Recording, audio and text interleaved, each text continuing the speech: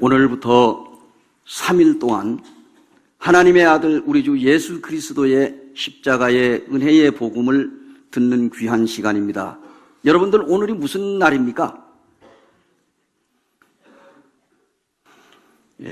먼저 오늘부터 3일간 특별 복음 집회입니다. 그래서 복음을 듣는 날이죠. 그 가운데 하나님을 알지 못하는 세상 사람들에게는 오늘이 불타는 금요일입니다.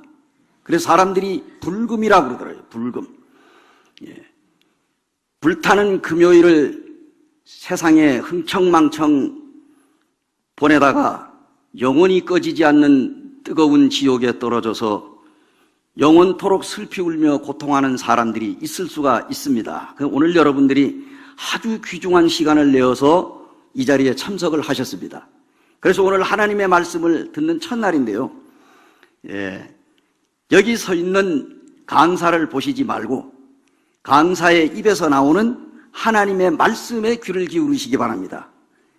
어떤 사람들은 이 강사의 얼굴을 자꾸 쳐다보는데 별로 잘생기지도 못한 강사는 보시지 말고 강사가 예수 그리스도를 믿고 구원받아서 그 예수 그리스도가 이 연약한 사람의 마음속에서 어떠한 작용을 하고 어떻게 활동하는지, 그리고 여기 있는 많은 살아가는 성도들도 이미 예수 그리스도를 믿으시고 영원한 생명을 얻었습니다.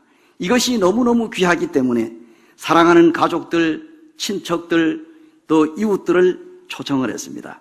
그래서 오늘 이 서울 북부교회에서 오늘 여러분들에게 하나님의 말씀을 들을 수 있는 아주 귀중한 시간을 허락했습니다.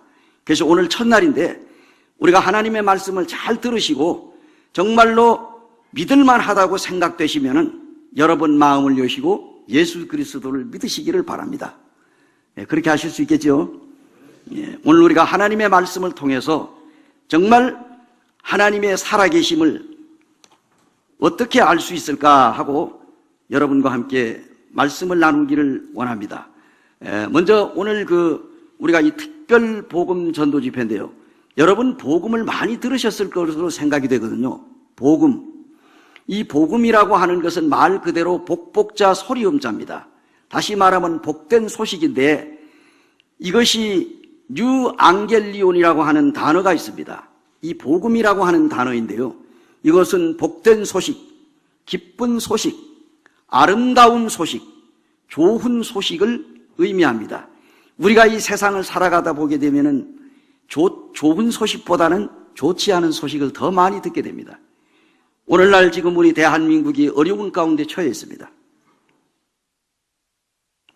저는 정치 얘기를 별로 좋아하지 않습니다. 그래서 하지는 않지만은 나라가 시끄럽고 어려운 가운데 있습니다. 그래서 우리 대한민국에 살고 있는 사람들은 잘 느끼지 못하지만 외국에 있는 사람들은 대한민국에 금방 전쟁이라도 날 것 같은 그러한 것을 사람들이 알고 있어요. 그러나 우리는 어떻습니까? 아무렇지도 않습니다. 물론 우리가 이제 대한민국 국군들이 나라를 지켜주시고 특별히 이제 하나님께서 오늘날까지 이 대한민국을 지켜주시고 보호해 주셨습니다. 그래서 우리나라 애국가에도 하나님이 보호하사라고 하는 이 놀라운 가사가 있습니다. 세계 어느 나라에도 그 애국가에 하나님이 보호하신다고 하는 그러한 가사가 없습니다. 유독이 우리 대한민국에만 그 애국가에 하나님이 보호하사 우리나라 만세 이런 것이 있어요. 그래서 오늘 우리가 하나님의 말씀을 잘 들으시고 여러분 가운데 아직까지 하나님의 아들 되시는 예수 그리스도를 믿지 않으신 분들이 오늘 많이 참석했으리라고 제가 믿습니다. 그래서 오늘 하나님의 말씀을 여러분들이 듣기 위해서는 먼저 여러분의 마음을 열어야 되겠습니다. 그러기 위해서는 이 강사와 눈이 맞아야 됩니다. 여러분들이 자 따라해보세요. 하나님의 은혜를 받으려면 강사와 눈이 맞아야 한다. 그래서 여러분 눈을 똑바로 뜨시고 저 강사가 강원도 원주에서 왔는데 도대체 이 강원도 하게 되면 사람들이 뭡니까? 아주 산골로 생각을 하잖아요. 그죠? 그래서 이 군대 생활하는 사람들이 강원도 하게 되면 아주 저 최전방으로 생각을 합니다. 그래서 원주에서 왔다 하면 저기 아주 첩첩산중에서 온 걸로 생각하는데 사실 원주, 청량리에서 원주까지 1시간 10분밖에 안 걸립니다. 이제 올해 안에 복선전철이 개통이 되게 되면 1시간 되면 서울 변두리 코스밖에 안 됩니다. 그러니까 많이 놀러 오세요.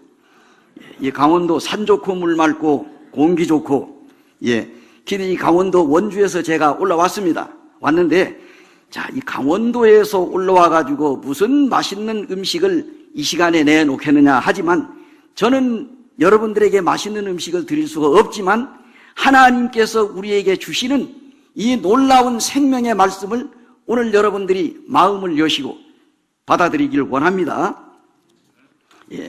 이 요한복음 5장 24절에 보면은 예수께서 가라사대 내가 진실로 진실로 너희에게 이르노니 내 말을 듣고 또 나 보내신 이를 믿는 자는 영생을 얻었고 심판에 이르지 아니하나니 사망에서 생명으로 옮겼느니라. 자, 이 사망에서 생명으로 옮겼다.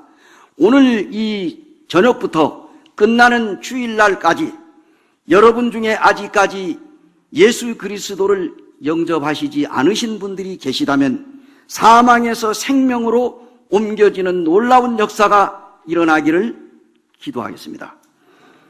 오늘 제가 제목을 아들을 기다리는 아버지의 사랑이라 이런 제목을 제가 한번 택했습니다.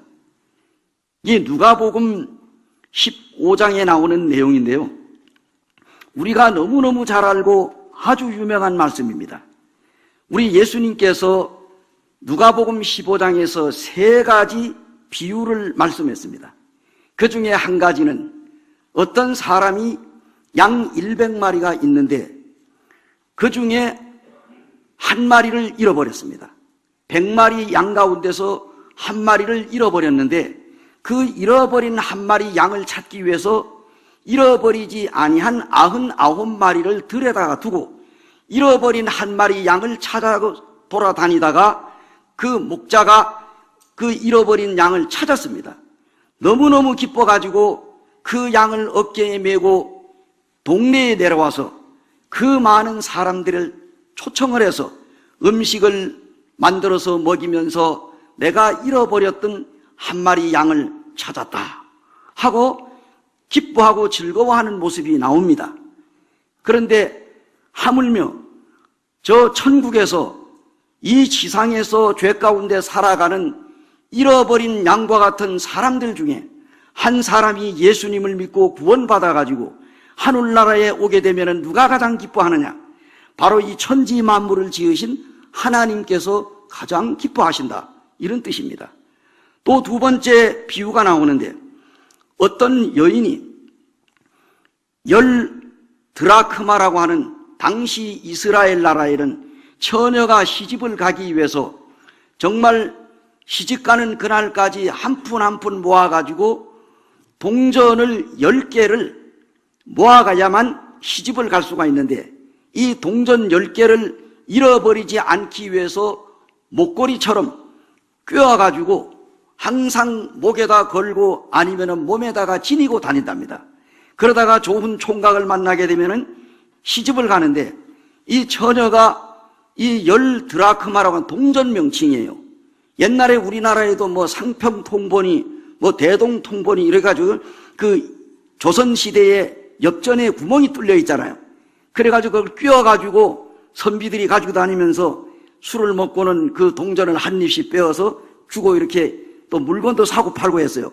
그래서 이 이스라엘 나라에도 당시에 이 여인이 시집을 가기 위해서 10개의 동전을 항상 품에 가지고 다니거나 혹은 목에 걸고 다녔어요. 그런데 어느 날 그 10개의 동전 중에 한 개를 잃어버렸어요. 잃어버렸는데 그 잃어버린 동전을 찾기 위해서 등불을 켜들고 온 사방 방 구석구석을 찾고 찾아다니다가 먼지 속에 묻혀있는 동전을 발견을 했습니다.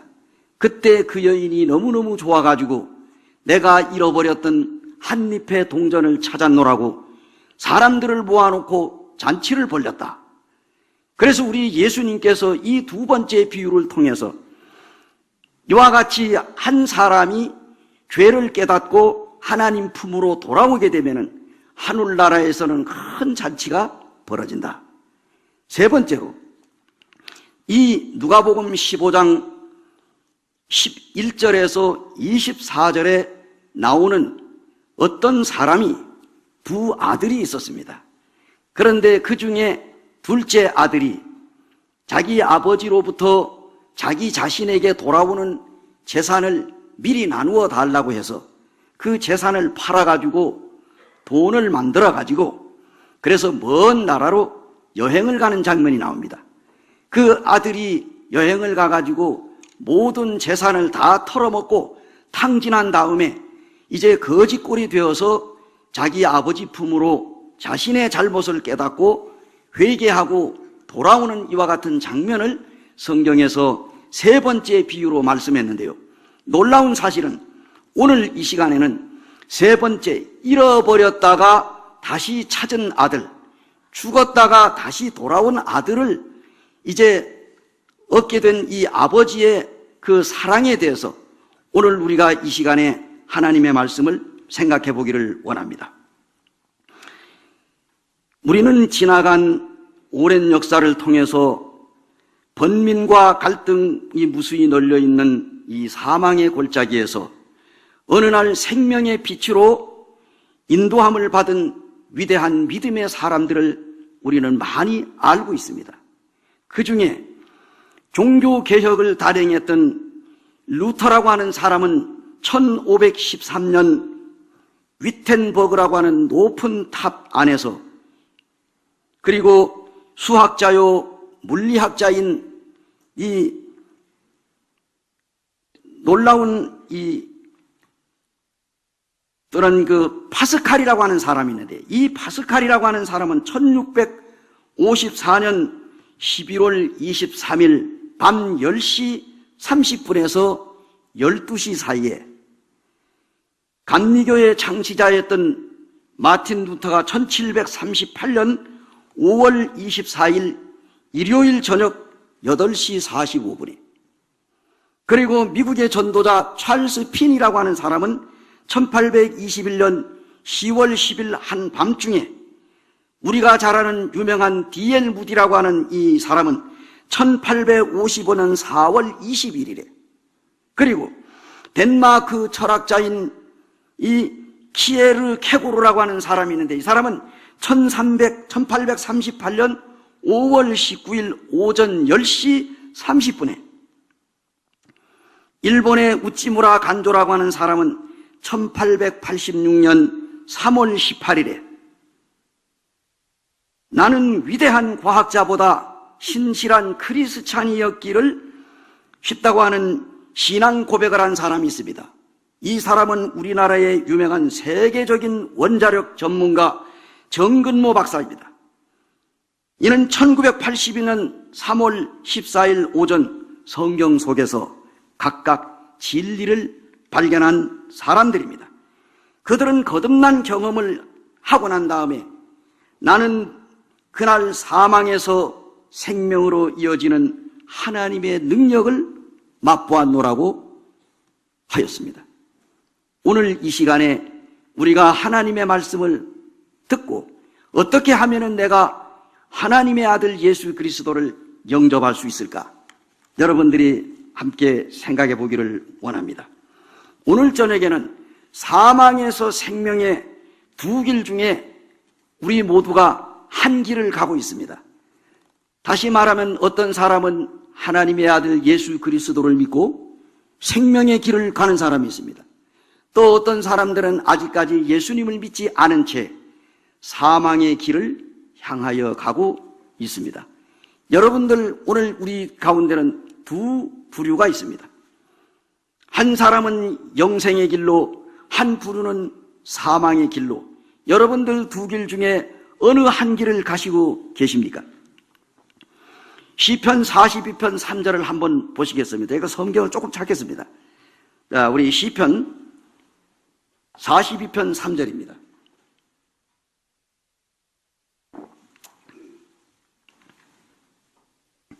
찾으셨으면 제가 봉독해 올리겠습니다. 사람들이 종일 내게 하는 말이 내 하나님이 어디 있느뇨 하오니 내 눈물이 주야로 내 음식이 되었도다.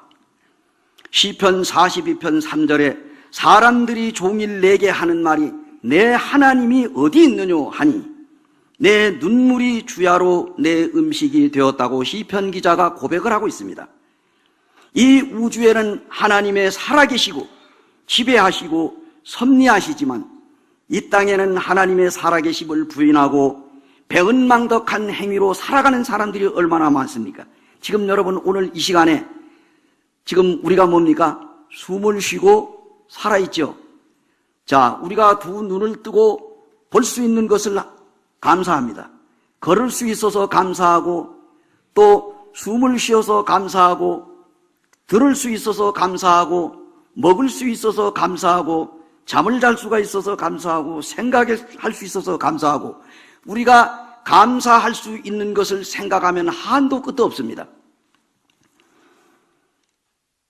그래서 우리는 커다란 빌딩을 보게 되면은 건축가를 생각하게 되고 또 아름다운 그림을 보게 되면은 우리는 화가를 연상하게 됩니다. 온 우주의 삼라만상은 창조하시고 섭리하시는 하나님이 계신다는 거예요. 오늘날 많은 사람들이 왜 하나님을 믿지 않습니까?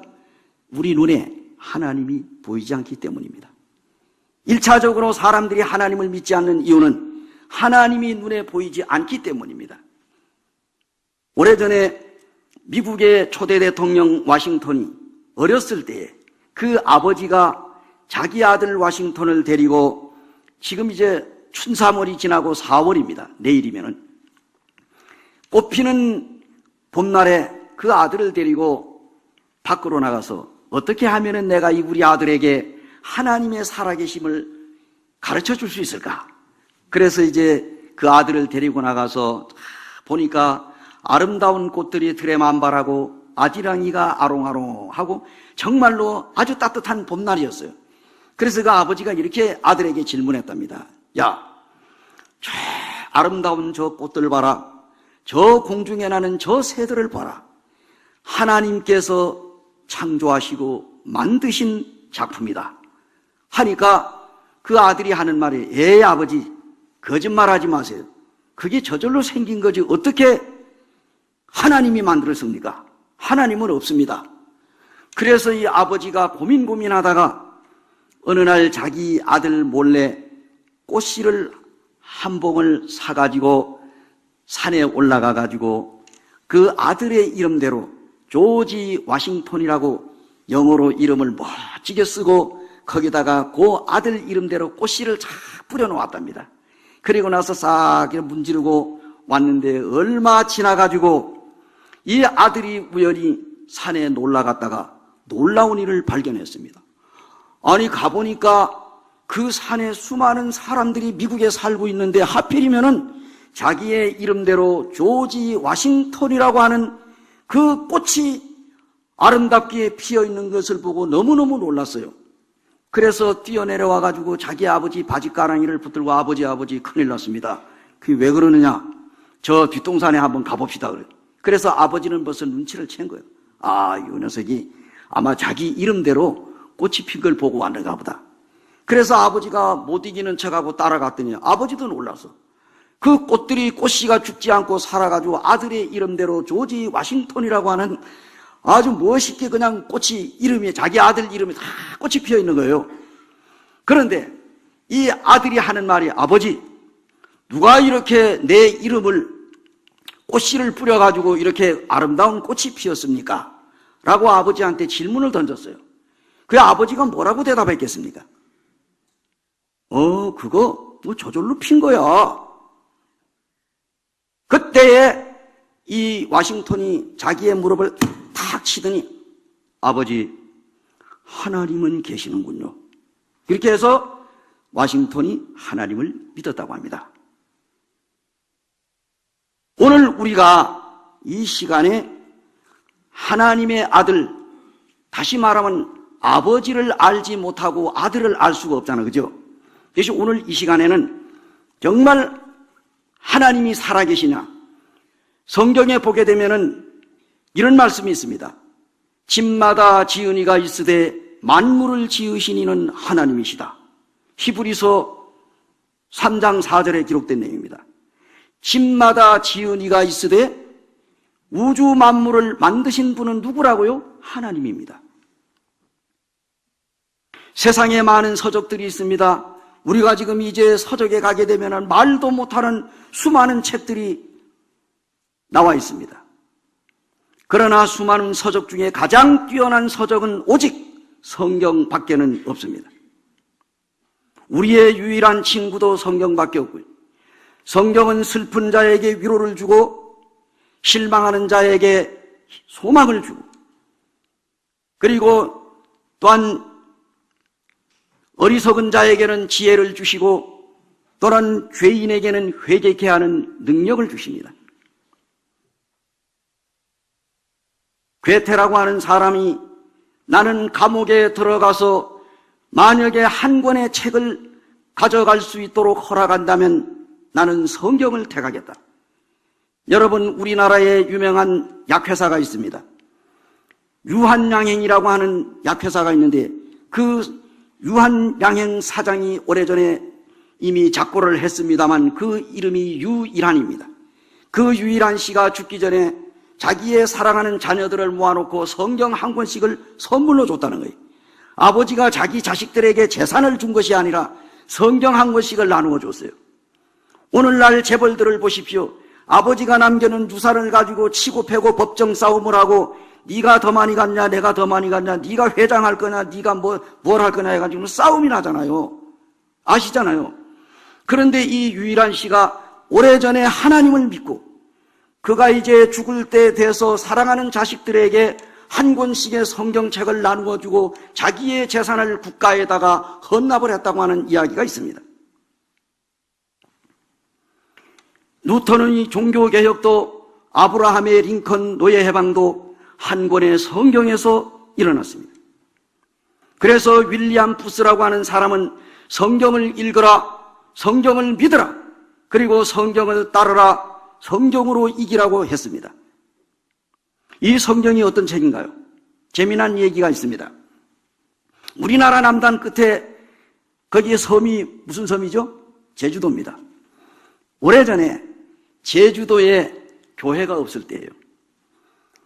어떤 효자 아들하고 어머니하고 살고 있는데 어머니가 병에 걸렸어요.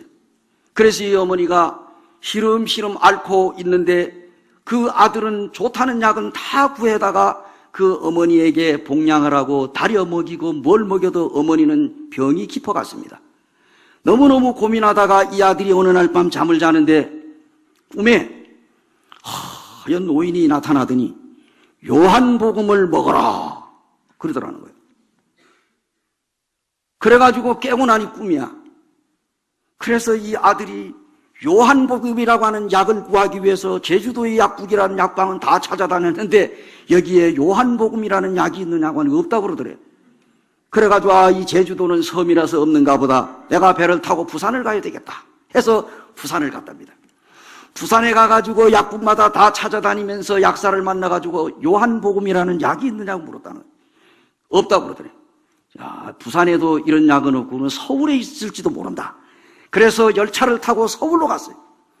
서울에 가가지고 저 동대문에 내리고 종로에 다니면서 약국마다 요한복음이라는 약이 있느냐고 약국들을 전부 찾아봤는데 있어요 없어요? 요한복음이라는 약은 구경도 못해서 그런 약은 처음 듣는다고 그러더라는.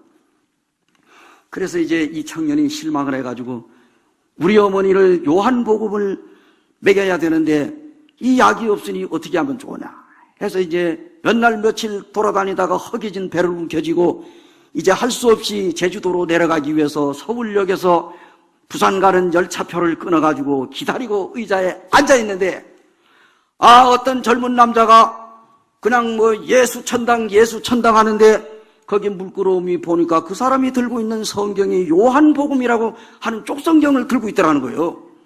옳다, 저기 요한복음 그 약인가 보다.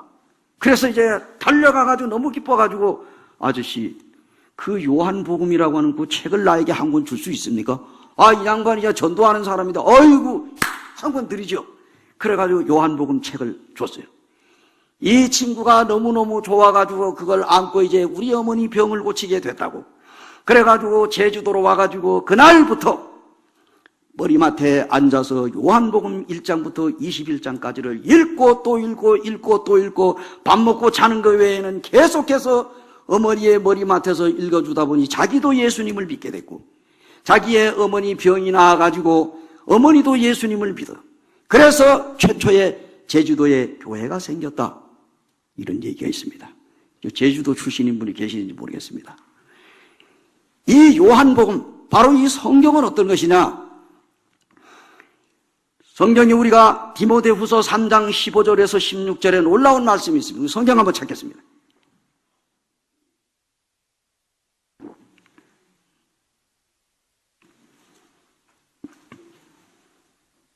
자, 같이 한번 읽어보실까요? 디모데후서 3장 15절에서 16절입니다. 시작. 또 어려서부터 성경을 알았나니 성경은 능히 너로 하여금 그리스도 예수 안에 있는 믿음으로 말미암아 구원에 이르는 지혜가 있게 하느니라. 모든 성경은 하나님의 감동으로 된 것으로 교훈과 책망과 바르게 함과 의로 교육하기에 유익하니. 우리가 읽고 가지고 있는 이 성경은 하나님의 말씀입니다. 자, 이순신 장군이 고향이 어디입니까? 혹시 아세요? 이순신 장군의 고향이 서울 인현동 일가에서 이순신 장군이 태어났습니다. 그리고 충청남도 아산 자기 외삼촌 외갓집에게서 자라났다고 합니다. 예, 우리가 이 군대 생활할 때 보는 정훈교육을 하는데 이순신 장군에 대한 얘기를 많이 해요. 정훈교육 시간에. 예, 그래서 이제 이 이순신 장군, 자, 여러분 이순신 장군 보신 적 있습니까? 저는 못 봤습니다. 자, 여러분 이제 저 구리에 가게 되면 경기 남양주에 가면 동구릉이라고 하는 9개 능이 있는데 거기는 태조 이성계로부터 비롯해 9개 능이 있죠. 정릉, 왕릉, 여는 또 홍릉, 강릉, 강원도 강릉 말고 여기 강릉도 있습니다. 그죠? 자, 여기 모두 다 이 왕들의 능입니다. 여주에 가게 되면은 한글을 만드신 세종대왕의 능이 있습니다. 그건 우리 영릉이라고 하죠. 그런데 세종대왕이 한글을 만든 걸 우리가 보셨습니까? 이순신 장군이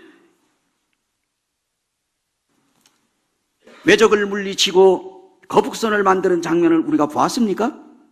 그런데 우리가 어떻게 그걸 믿죠? 역사를 통해서 믿고 있습니다. 바로 우리가 하나님이라고 하는 분이 어떤 분이냐? 하나님을 본 분이 아무도 없습니다. 그런데 어떻게 우리가 하나님을 믿을 수 있느냐? 바로 하나님을 믿을 수 있는 것은 성경만이 하나님을 믿을 수 있는 유일한 책입니다. 그래서 오늘 우리가 하나님의 말씀을 통해서 바로 이 하나님은 어떤 분이냐? 세상을 창조하시고 인간을 만드신 유일한 하나님이십니다. 우리가 하나님을 너무너무 잘 압니다. 그래서 오늘 이 시간에는 이 탕자를 통해 가지고 아버지의 품을 떠나간 아들이 도대체 누구를 대표하느냐?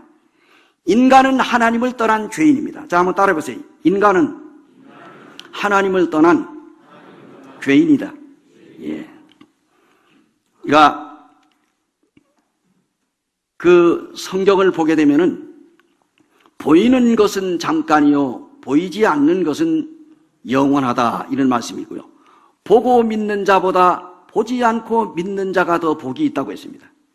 하나님은 아무 사람도 보지 못하였고 또 볼 수 없는 자이기 때문에 그에게 존귀와 영원한 능력을 돌릴지어다. 아멘 했습니다.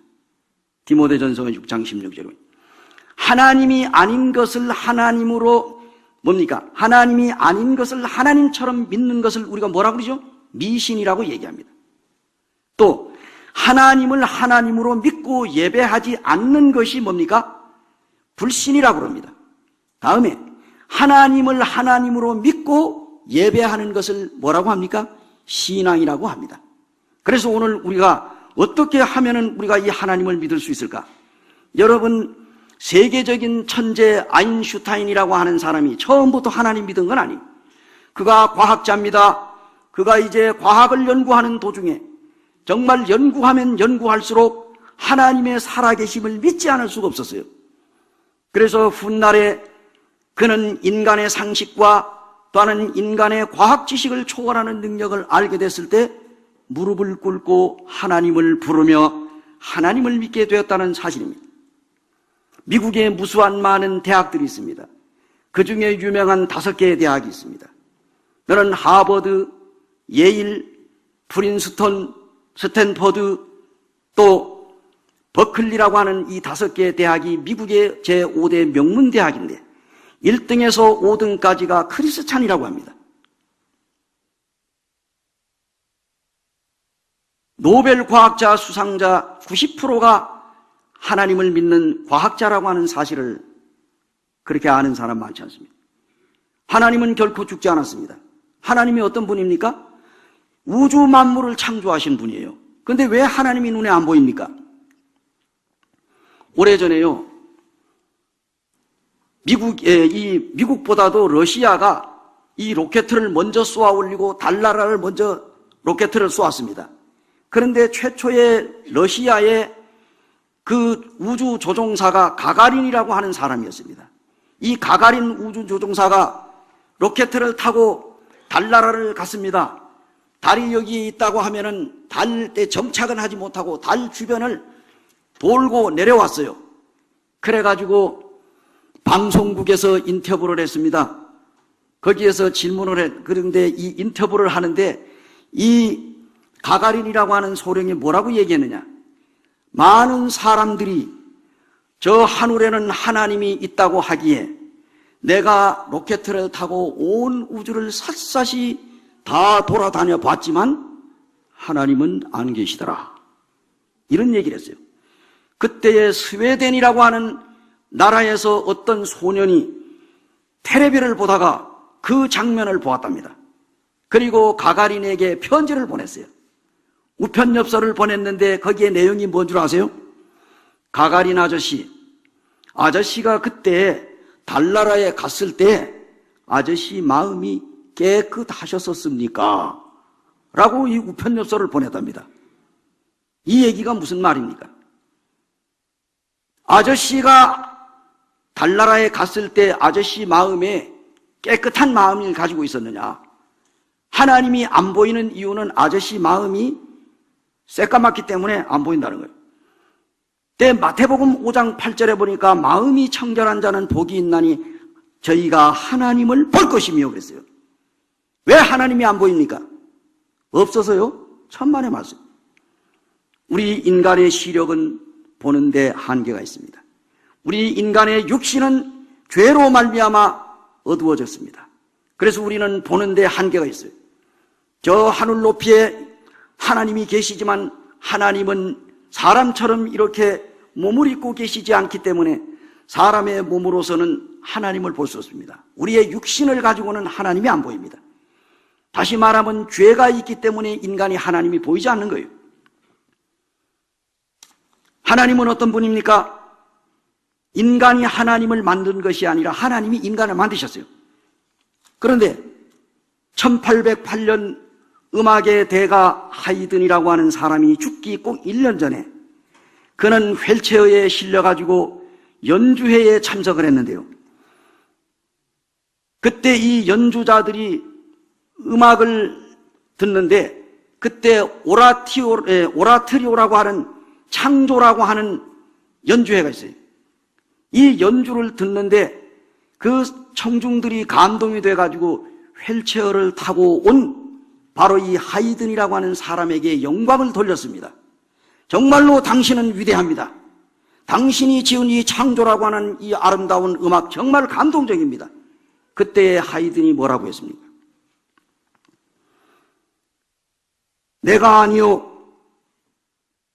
빛을 만드신 하나님께 영광을 돌리시오. 그렇습니다. 우리가 영광을 돌려야 할 분은 그 대상은 오직 하나님이십니다.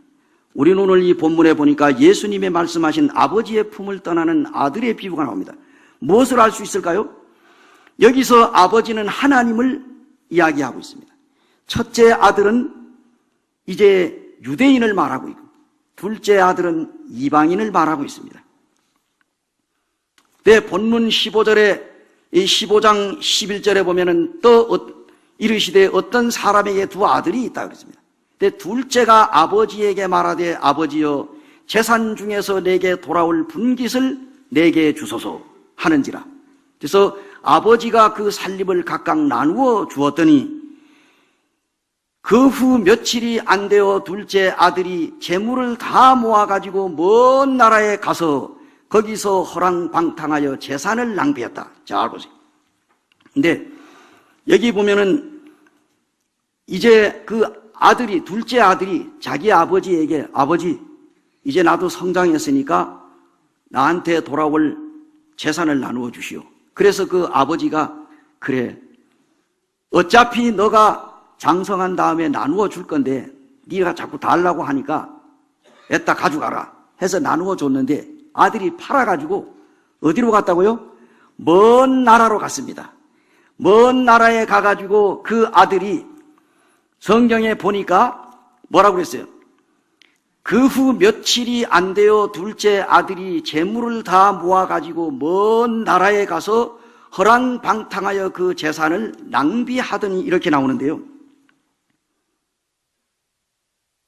이것은 바로 오늘날 하나님을 떠난 인간의 모습입니다. 자, 사람들은요, 죄인이라고 하는 말을 듣기가 좋습니까? 안 좋습니까? 멀쩡히 지나가는 사람 붙들고 당신 죄인입니다 하면 기분 나빠요, 안 나빠요? 근데 성경에서 보게 되면은 죄라고 하는 단어가 굉장히 많이 나옵니다. 죄라고 하는 것은 뭐냐? 원문에 보게 되면은 하마르티아라고 하는 이 헬라어 원문에 하마르티아라고 하는 단어가 나오는데 이건 죄라고 하는 단어. 이것은 빗나가다, 관역을 마치지 못하다, 잘못되다, 걸려 넘어지다, 이러한 뜻을 가지고 있습니다. 다시 말하면 죄라고 하는 것은 우리 인간의 마음이 인간을 만드시고 우주 만물을 창조하신 하나님을 향하여 우리가 가야 되는데 오늘날 우리 인간들이 그 마음이 하나님으로부터 멀어져서 곁길로 가고 있습니다. 관역을 마치기 위해서 양궁 선수들이 피나는 노력을 합니다. 그래서 올림픽 때 우리나라에서 양궁 선수들이 전부 금메달을 쓸어 가져오는데 그들이 태릉 선수촌에서 그 관역을 향해 가지고 그 노란 선의 10점짜리에다가 맞추려고 수없이 화살을 댕깁니다. 그래가지고 노란 선에 거기에 딱 맞아야 이 10점이라. 그 다음에 조금 벗어나면 9점, 조금 벗어나면 5점 이런 식으로 하는데 이것이 그냥 화살이 그냥 빈당하면 안 되죠. 그래서 죄라고 하는 건 뭐냐? 우리 인간이 하나님을 향하여 하나님만을 경배하고 하나님만을 믿고 섬겨야 되는데 사람들의 마음이 하나님을 떠난 거예요. 그래서 우리 사람들이 곁길로 간 겁니다.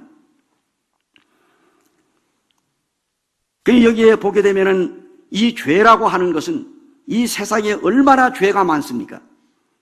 죄의 종류는 수도 세도 없이 많습니다. 그런 가운데 이 죄가 뭐냐? 우리 로마서 1장 28절에서 32절을 한번 보시겠습니다. 여기에 인간이 저지른 죄가 나오고 있습니다. 죄.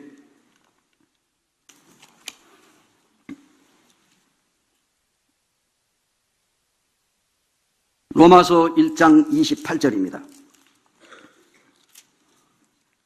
28절로 32절까지를 함께 봉독하시겠습니다. 시작.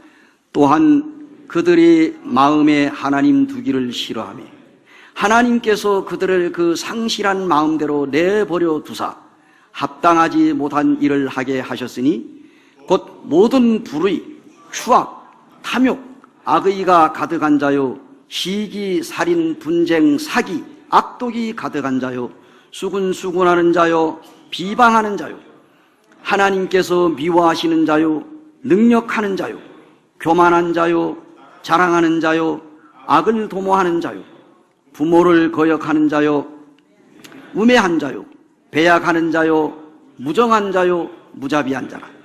그들이 이 같은 일을 행하는 자는 사형에 해당한다고 하나님께서 정하심을 알고도 자기들만 행할 뿐 아니라 또한 그 일을 행하는 자들을 옳다 하느니라. 성경에 보게 되면 이와 같이 많은 죄, 여러분 오늘날 우리가 이 세상에 얼마나 많은 죄를 저지르고 살아갑니까? 그 중에 가장 무서운 죄는 뭐냐? 하나님을 믿지 않는 죄가 가장 무서운 죄입니다. 이 세상의 모든 죄가 수없이 많지만 그 중에 가장 무서운 죄는 하나님을 믿지 않는 죄입니다. 그래서 요한복음 16장 9절에 보면은 죄에 대하여라 함은 저희가 나를 믿지 아니하며 하고 예수님께서 말씀하셨습니다. 로마서 5장 12절에 그러므로 한 사람으로 말미암아 죄가 세상에 들어오고 죄로 말미암아 사망이 왔나니 이러므로 한 사람이 죄를 범함으로 사망이 모든 사람에게 이르렀느니라. 그래서 한 사람으로 말미암아 죄가 세상에 들어왔습니다. 오늘날 유대인들을 히틀러가 600만을 가스실에서 죽였습니다. 그런데 히틀러가 유대인을 죽인 이유가 있습니다. 히틀러가 어렸을 때 자기 아버지가 장사를 하러 다녔습니다. 먼 나라에 가가지고 또는 3개월 만에도 오고 6개월 만에도 오고 한 달 만에도 돌아오고, 어머니가 자기 아들 히틀러를 키우고 있는데 그 동네에 사는 유대인 부자가 있었습니다. 그 부자가 날마다 자기 어머니에게 접근하는 거예요. 그래서 그 어머니가 그 돈의 유혹을 받을 때 그 히틀러가 어머니를 말리면서 어머니 그러지 말라고 그렇게 했음에도 불구하고 이 유대인에 의해서 어머니가 넘어갔습니다. 그래서 히틀러가 나중에 그가 원한을 품었습니다. 내가 나중에 장성하게 되면은 유대인들을 멸살하리라. 그리하여 결국 그는 이제 정말 두 가지를 미워했는데요. 하나는 여자를 미워했고 하나는 유대인을 증오했답니다. 그 이후에 유대인이 히틀러가 세계 전쟁을 일으키면서 제2차 세계대전 때에 결국은 수많은 유대인들을 전부 다 씨를 말리겠다고 해서 히틀러가 그 유대인들을 학살시키는 장면이 나옵니다. 한 사람 범죄함으로 말미암아 죄가 세상에 들어왔습니다. 히틀러 어머니와 유대인의 이 사람과의 관계 때문에 히틀러가 삐뚤어지게 됐고 그로 인하여서 온갖 죄를 저지르고 세계 전쟁을 일으켰습니다. 하나님께서 인간을 하나님의 형상대로 만들었어요. 그러나 인간은 하나님의 품을 떠났습니다. 사단 마귀의 꼬임에 넘어가서 아담과 하와가 하나님이 먹으면 죽는다고 하는 선과 악을 알게 하는 선악과를 따먹었습니다. 따먹으로 말미암아 인간은 하나님으로부터 멀어지게 됐습니다. 하나님을 배신하게 됐습니다. 하나님을 떠나게 됐습니다. 그리하여 오늘날 우리 인생에게 죽음이 온 것입니다. 죄의 삭은 사망이요. 그랬습니다. 따라해보세요. 죄의 삭은 사망이라. 죄의 삭이 사망이라고 하는 말이 무슨 말입니까? 바로 죄의 값으로 죽음이 왔어요. 오늘날 왜 사람이 죽어요? 여러분 죽는 거 좋아해요, 안 좋아해요? 정말로 죽음은 무서운 것입니다. 개똥밭에 굴러도 이석이 좋다는 말이 있습니다. 많은 사람들이 이 세상에서 오래오래 살기를 원합니다. 그러나 죽음이라고 하는 것은 노인에게만 오는 것이 아닙니다. 금방 태어난 아이도 죽고 젊은 사람도 죽고 권력자도 죽고 가난한 사람도 부자도 이 세상에 그 어느 누구도 언제라도 죽을 수가 있다는 사실이에요. 오늘 이 시간에 우리 인간은 하나님 앞에서 정말로 죄 많은 인생들인데 어떻게 하면은 우리가 하나님께로 돌아갈 수 있을까? 자, 너는 하나님을 떠난 죄에서 우리가 돌아와야 합니다. 이 아들, 둘째 아들이 누가복음 15장 17에 이에 스스로 돌이켜 이르되 내 아버지에게는 양식이 풍족한 품꾼이 얼마나 많은고 나는 여기서 주려 죽는구나 그랬습니다. 이 아들이, 둘째 아들이 이제 자기 아버지로부터 재산을 받아가지고 먼 나라로 여행을 가서 거기에서 뭐라고 그랬습니까? 허랑방탕했다고 그랬습니다. 자, 이 탕자가 자주 찾는 목욕탕이 어떤 목욕탕입니까? 허랑방탕이라고 하는 목욕탕입니다. 이 탕자가 굉장히 좋아했어요. 그래서 이 허랑방탕이라고 하는 목욕탕에 뒹굴면서 온갖 죄를 저지르다가 결국은 거지꼴이 됐습니다. 그리고 이제 먹을 것이 없어가지고 돼지 치는 데 가가지고 돼지 치는 곳에서 그 돼지가 먹는 그 쥐염 열매라고 하는 열매를 먹으려고 하니까 이 욕심 많은 돼지가 이 탕자에게 쥐염 열매를 허락하지 않고 자기가 다 먹어버린 거예요. 그리고 나서 그때야 이 탕자가 자기가 아버지 앞에와 하나님 앞에서 죄를 지은 것을 그때 깨닫게 된 거예요. 오늘날 사람들이 돈이 많으면 하나님이 눈에 안 보입니다. 가족도 안 보입니다. 여러분 로또 당첨해가지고 잘 된 사람 있어요? 다 망합니다.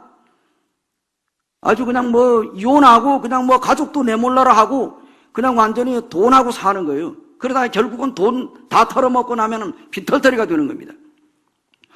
이 탕자가 이제 굶어 죽을 지경이 됐을 때 제정신이 돌아온 거예요. 돈이 많을 때는 가족도 안 보이고 친척도 안 보이고 아무것도 안 보여요.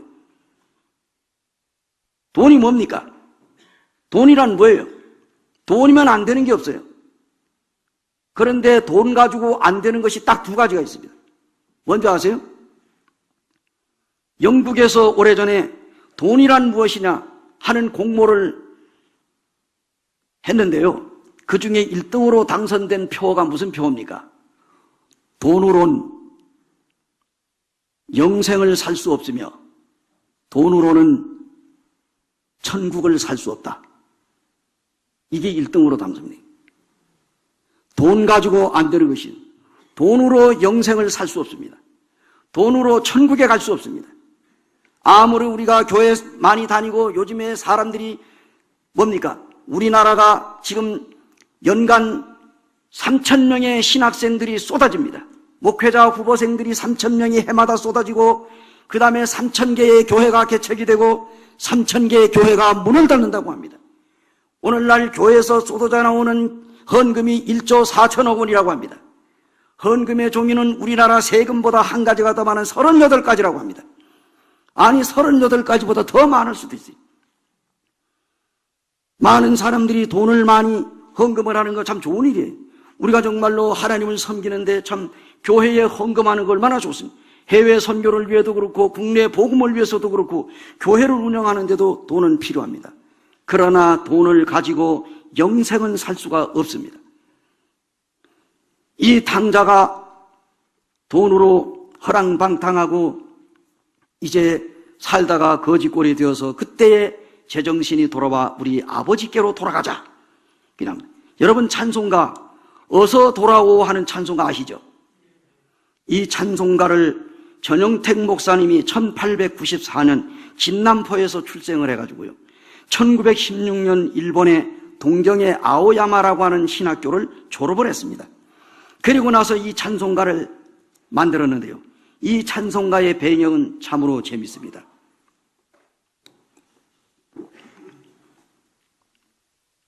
어느 날 홀로 된 어머니가 어머니를 버리고 집을 나간 방탕한 아들의 이야기로 시작을 합니다. 어느 날 홀로 된 어머니를 버리고 집을 나가서 오랫동안 소식이 없던 이 불효자식이 자기의 불효를 깨닫고 이제 깊은 밤에 집으로 돌아와 보니 대문이 열려 있더랍니다. 대문이. 그리고 방에는 불이 켜져 있고 그의 어머니는 편히 눕지도 않은 채 거기에 피곤하여 졸고 계셨습니다. 그때의 아들이 어머니 앞에 무릎을 꿇으면서 그 이유를 물었어요. 그랬더니 어머니가 기뻐서 어찌할 줄 모르며 내가 집을 나간 후 하루도 내가 빠지지 않고 이렇게 너를 기다렸단다. 혹시 내가 왔다가 집에 돌아왔는데 문이 닫혀 있으면 부끄러운 마음에 그냥 돌아갈까 봐 내가 문을 열어두었다. 혹시 들어오기는 했어도 날 깨우지 못해서 그대로 돌아가면 어찌하나 하는 마음에서 불을 켜놓고 날마다 너를 기다렸단다.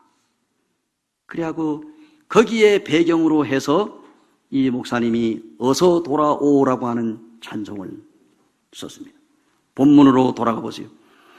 굶어 죽을 지경이 되었을 때 비로소 탕자는 자기의 집의 아버지의 품을 그리워합니다. 오늘날 사람들이 언제 하나님 앞에 돌아옵니까? 잘 나갈 때는 안 돌아오는 거예요. 병이 들고 죽을 때가 되고 병원에서 대수술하고 당신 얼마 못 삽니다. 그래야 사형 선고를 내려지고, 그러다면 그냥 사람들이 가족들의 그냥 이 권유로 마지 못해 숨이 끊어지기 직전에 예수님을 영접하고 죽는 사람도 있는가 하면은 잘 나갈 때는 하나님을 안 믿습니다. 사업에 실패하고 가정이 풍비박산이 나고 시험에 떨어지고 그냥 여러 가지로 그냥 쫄딱 망하고 나면은 그때 하나님이나 믿어볼까 해가지고 엉금엉금하고 하나님 앞에 나와서 그나마도 하나님을 믿으면 다행인데, 그래도 하나님을 믿지 않고 죽을 때까지 고개를 썰레썰레하고 하다가 숨이 꼴딱 넘어가는 사람들도 있다는 얘기. 근데 이 탕자와 같은 경우는, 예고에 탕자, 여기 이름이 안 나오죠? 아들이 자기 아버지를 재산을 다 말아먹었고 방탕하고 허랑방탕하다 돌아온 자식이라 그래가지고 붙여진 이름이 탕자라고 합니다. 예, 듣기 좋게 그냥 탕자.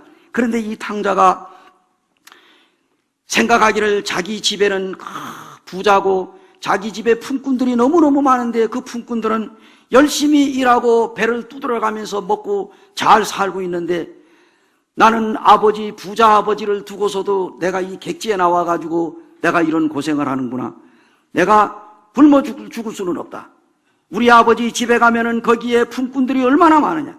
그들은 배를 두드려가며 배불리 먹고 사는데 나는 지금 여기서 굶어 죽는구나. 이제 내가 그냥 죽을 수는 없다.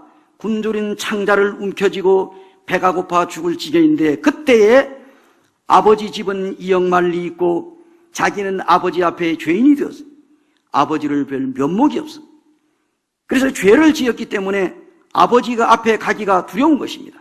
성경에 보니까 이 탕자가 뭐라고 그랬어요? 여기 탕자가 이런 얘기를 했습니다. 15장 18절에 보면은 여기에 뭐라고 그랬어요? 내가 일어나 아버지께 가서 이르기를, 아버지, 내가 하늘 아버지께 죄를 지었사오니 지금부터는 아버지의 아들이라 일컬음을 감당하지 못하겠나이다. 나를 품꾼의 하나로 보소서 하리라 하고, 이에 일어나 아버지께로 돌아가니라. 아직도 거리가 먼데 아버지가 그를 보고 치근히 여겨 달려가 목을 안고 입을 맞추니.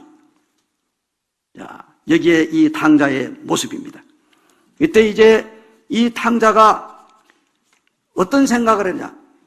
내가 여기서 굶어 죽느니 아버지 앞에 가서 맞아 죽더라도 우선 내가 아버지 집으로 돌아가야 되겠다.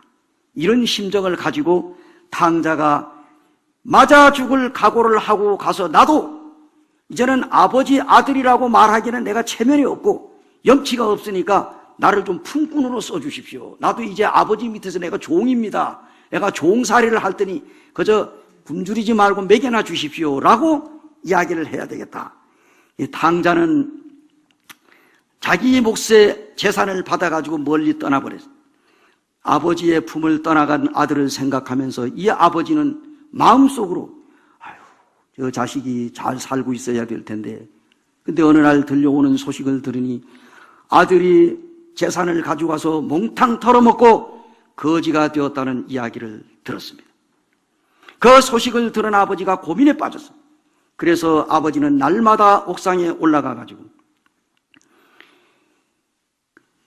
또는 대문 밖에 나가서 목이 빠지도록 자기 아들이 돌아오기를 기다리고 있는데, 음식을 준비해 놓고 날마다 밤에는 대문도 잠그지 않고 아들을 기다리고 있었어요. 아버지 마음을 이해하지 못하는 이 아들은 아들로서 돌아갈 자격이 아니라 종으로, 품꾼으로 돌아가려고 하는 마음을 가졌습니다. 그래서 내가 아버지 앞에 가게 되면은 분명히 아버지는 나를 문전박대하고, 이 재산을 말아먹은 놈아, 네가 무슨 낯으로 내가 나한테 나타났느냐라고 야단을 칠 것 같으니까 이 아들은 겁이 나서 그동안 못 돌아간 겁니다. 이게 이제, 그러나 그 아버지는 날마다 자기 아들이 떠나간 이후로부터 날마다 아들을 기다렸습니다. 오늘날 아직까지 하나님 앞에 돌아오지 않은 여러분들, 하나님께서 여러분에게 지금도 돌아오라고 이렇게 오늘같이 놀라운 복음 집회를 계획하고 여러분들을 하나님 앞에 돌아오기를 하나님이 원하셨습니다. 이 아들이 어떻게 됐습니까? 성경에 보니까 그 아버지는 아들이 떠나간 날부터 돌아오는 날까지 날마다 아들을 기다렸어요. 이것이 바로 하나님이 죄인을 기다리는 하나님의 사랑입니다. 이것은 죄인을 기다리는 하나님의 마음입니다. 그런데 어느 날 아버지가 다른 날과 마찬가지로 밖에 나가서 힘없는 발걸음으로 대문에서 보니까 아들이 힘없는 발걸음으로 터덜터덜하고 걸어오는 거지를 보니까 그 걸음걸이가 틀림없는 자기의 아들이에요. 이것을 발견했을 때 아버지는 뭡니까? 성경에 보니까 거리가 먼데 아버지가 뛰어가는 장면이 나옵니다. 거기에 가서 그 아들을 품에 안고 입을 맞추고, 이때 탕자는 자기를 맞이해주는 아버지에게 뭐라고 얘기했어요? 아버지, 나는 이제 아들이라고 할 수가 없습니다. 나는 아들로 돌아온 것이 아니라 배가 고파 죽을 지경이 되어서 나를 품꾼으로 써주십시오. 이것이 오늘날 교회 다니는 사람들의 마음입니다. 내가 무슨 하나님 앞에 열심히 새벽 기도를 하고 헌금을 내고 죽을 똥 살 똥 모르고 열심히 교회 나가고 주일 성수하고 11조를 꼬박꼬박 내고 성가대를 하고 자기가 교회 직분을 맡아가지고 열심히 하나님 앞에 열심을 내게 되면 언젠가는 하나님께서 나의 행위를 보고 나를 받아주시겠지. 이것이 오늘날 종교 생활을 하는 사람들의 바로 이 품꾼의 모습입니다. 품꾼은 뭐예요? 그 주인이 시키는 대로 열심히 주인 앞에 그냥 품꾼으로 종살이를 하는 거예요. 하나님께서는 뭡니까? 탕자의 아버지가 자기 아들을 원합니까? 아니면은 종을 원합니까? 그 아버지는 아들이 재산을 털어먹었든지 말아먹었든지 아들을 원하는 것이지 품꾼을 원하는 게 아니에요. 우리 하나님께서는 여러분들을 품꾼으로 받아주려고 하지 않고 하나님의 아들, 딸로 하나님께서는 받아주시길 원하거든요. 이게 성경에 나오는 말입니다. 자, 따라해보세요. 하나님은 인간의 죄를 용서해 주셨다. 이것이 오늘 이 결론입니다. 아버지는 종들에게 이르되 제일 좋은 옷을 내어다가 입히고 손에 가락지를 끼우고 발에 신을 신기라. 누가복음 15장 22절에 나온 말씀. 이 좋은 옷이 뭡니까? 세상에 가장 좋은 옷이 무슨 옷이에요? 구원의 옷입니다. 이 세상에 여러분 롯데백화점이라든가 이런 백화점에 가봐요. 우리나라 사람들은요, 백화점에다가 옷을 진열해 놓고 5,000원, 10,000원 이렇게 붙여놓으면 사람들이 뭡니까? 돈 많은 귀부인들이 아이고 저거 싸구려. 그런데 일반 그 장터에 가가지고 재래시장에 가면 10,000원이면 살 수 있는 옷을 갖다가 백화점에다 갖다가 진열장에다 딱 걸어놓고 100,000원이라고 써붙여봐. 200만원짜리인데 100% 세일을 해서 100만원 하게 되면요, 난리가 납니다. 나는 머리통 깨져요. 돈 많은 사람들이 그냥 줄을 서가지고 200만원짜리를, 만원짜리를 거기다가 100만원이라고 붙여놓고 그것도 200만원인데 100만원 세일해가지고 100만원이라고 하면 사람들이 줄을 서서 선착순 10명 해봐. 싸움 납니다, 싸움. 그래요, 안 그래요? 서로 살라고. 성경에 보게 되면은 가장 좋은 옷이 뭡니까? 바로 구원의 옷입니다. 구원의 옷을 입고 그 아버지가 자기 아들, 재산 다 말아먹고 온 아들이 뭐가 좋다고 제일 좋은 옷을 내다 입히라는 거예요. 그리고 발에 신을 신기라고 했어요. 발에 신을 신는다. 당시 예수님 당시 때는 종들은 신발을 신기지 않았습니다. 주인의 자녀들만 신발을 신겼습니다. 그래서 주인이 외주에 있는 사람들이 딱 보면 아, 저거는 종들이구나. 신발 안 신었으면 종이야. 그리고 자기 주인의 자녀들이 신발을 신어 아, 저게 주인의 자녀들이구나 알아볼 수 있어요. 종으로 받아달라고 그랬어요? 아들로 받아달라고? 아버지요, 저는 아버지 아들이라고 말할 수 없으니 저를 종으로 품꾼으로 써주십시오.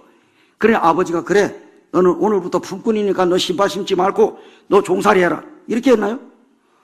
좋은 옷을 내어다 입히고 신발을 신겨주고 가락지를 끼워주고, 가락지는 약속을 의미하죠. 신발은 복음의 신을 의미합니다. 물론.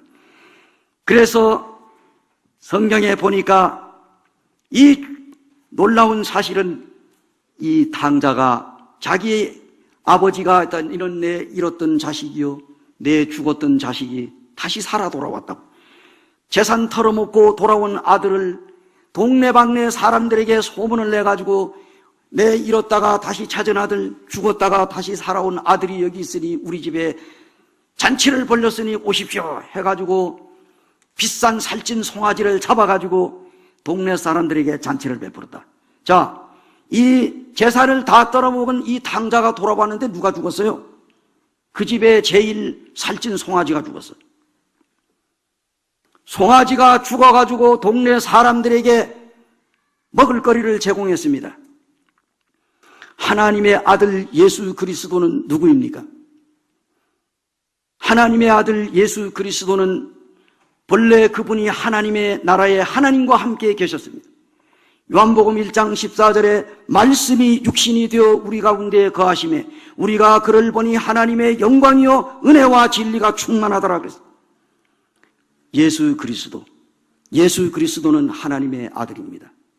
하나님의 아들 예수 그리스도가 높고 높은 하늘의 보좌를 떠나 낮고 천한 이 땅 위에 누구를 위하여 오셨습니까? 바로 여기 있는 여러분들과 저를 위하여 예수 그리스도가 십자가 위에서 피를 흘리고 죽으셨습니다. 여기에 잃어버렸다가 다시 돌아온 이 탕자를 위하여 그 집에 살찐 송아지가 죽었습니다. 그리고 사람들에게 고기를 제공하기 위하여 소는 죽어야 했습니다. 피를 흘리고 죽었습니다. 하나님의 아들 우리 주 예수 그리스도가 2000년 전에 십자가 위에서 피 흘리고 죽으셨습니다. 누구를 위하여? 바로 여러분과 나 같은 죄인을 위하여 하나님께서 우리의 모든 죄를 용서해 주시려고 자기의 사랑하는 아들 예수님을 2000년 전에 십자가 위에서 용서해 주셨습니다. 오래전에 어떤 아들이 있었어요.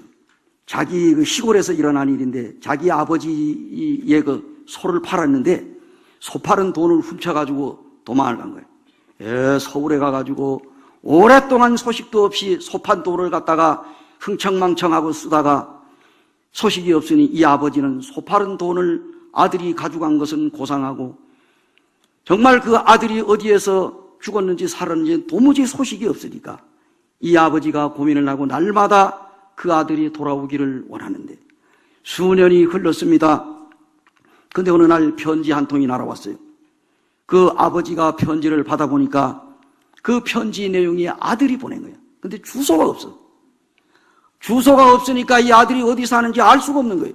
그래서 어쨌든 편지가 왔는데 그 편지 내용이 뭡니까? 아버지, 죽을 죄를 졌습니다. 제가 수년 전에 아버지가 소 파는 그 돈을 제가 탕진하고 이제 정말 이렇게 수년 동안 소식이 없다가 부모님 생각이 나서 이제 돌아가려고 하는데 돌아갈 면목이 없네요. 만약에 아버지가 내가 아버지 앞에서 소 팔아가지고 오는 것을 도둑질을 해서 훔쳐가지고 내가 죄를 졌지만은 만약에 아버지가 나를 용서해 주시고 나를 정말로 아들로 다시 받아주신다면은 우리 집에 은행나무가 있는데 아버지 그 은행나무에다가 하얀 깃발을 하나 세워놔 주십시오. 그러면 내가 그 깃발을 보는 순간에 우리 아버지 어머니가 나의 모든 죄를 다 용서해 주셨구나라고 생각하면서 제가 집으로 들어가겠습니다. 이 소식을 들은 그 글을 읽고 난 아버지와 어머니가 시장에 가가지고 하얀 광목을 한 피를 사가지고 와서 은행나무 꼭대기에 사다리를 놓고 올라가서 칭칭동해가지고 은행나무를 하얗게 만들어 놓은 거예요. 그리고 나서 아들이 돌아오길 바라는데 어느 날 이 아들이 열차를 타고 이제 자기 집 앞으로 이제 역전으로 이제 가면 집이 보인다는 거예요.